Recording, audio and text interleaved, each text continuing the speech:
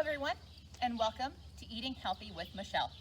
My name is Michelle Schubert, and I work for Iowa State University Extension and Outreach in Cerro Gordo County. In today's lesson, we are going to learn about this one. Any ideas what this one might be? Today, we're going to learn about cantaloupe. Now, you may have heard of it from its other names, which include muskmelon or rock melon. So first, do you think cantaloupe is a fruit or a vegetable? Give me 2 claps if you think it is a fruit. Now, 2 claps for a vegetable. Cantaloupe is actually a fruit. Now, you may wonder, how does cantaloupe grow? Well, as you can see in front of me here, I actually have a cantaloupe plant growing. Cantaloupes actually grow from a plant that actually turns into a trailing vine. So as you can see, the vine spreads across the ground, close to the ground, and trails out. Now the cool thing about cantaloupes is they actually need to be pollinated to produce their melons. You'll see here on the end of this vine, I have some yellow flowers. These attract bees and insects, so they come and pollinate them, and each of these flowers may eventually turn into a cantaloupe. As you can see here, the cantaloupe is growing here in my garden, here in the state of Iowa, but you'll also see cantaloupe growing other places too. In fact, did you know that China is actually the biggest producer of cantaloupes? And here in the United States, we actually rank 5th in the production of cantaloupe. And most of our melons come from California. Now that we know some information about cantaloupes though, I always wonder, how do I pick a good one out of the store? So today I'm going to give you a few hints on how to pick one out from the store.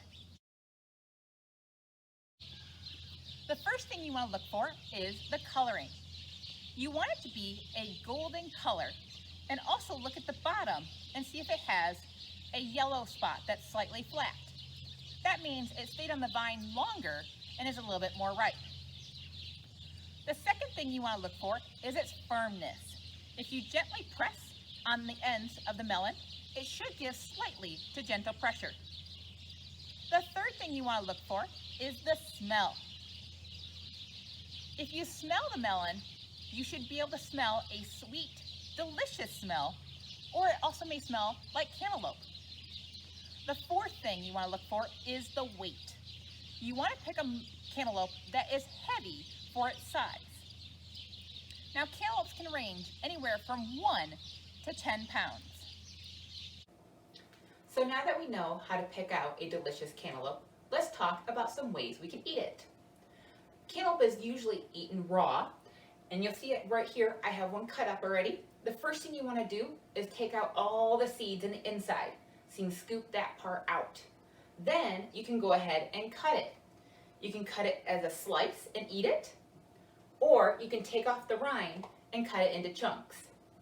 Now these chunks can be eaten plain, just like this, or they can also be added to things with other fruits to make a fruit salad, fruit soups, smoothies, and even salsas. Cantaloupe can actually also be used as a dessert too. Some people like to put it on top of their ice cream with chocolate sauce. Now that we know how to eat cantaloupe, let's talk about how it is healthy for our bodies. Cantaloupe has vitamin C. Vitamin C helps get rid of the germs in our body, heals our cuts and bruises, and can keep our skin healthy. It also has vitamin A. Vitamin A helps our eyes or our vision and can help us see in the dark. Cantaloupe also has fiber. Fiber helps our tummy or our digestive system and can help us feel full longer in between meals.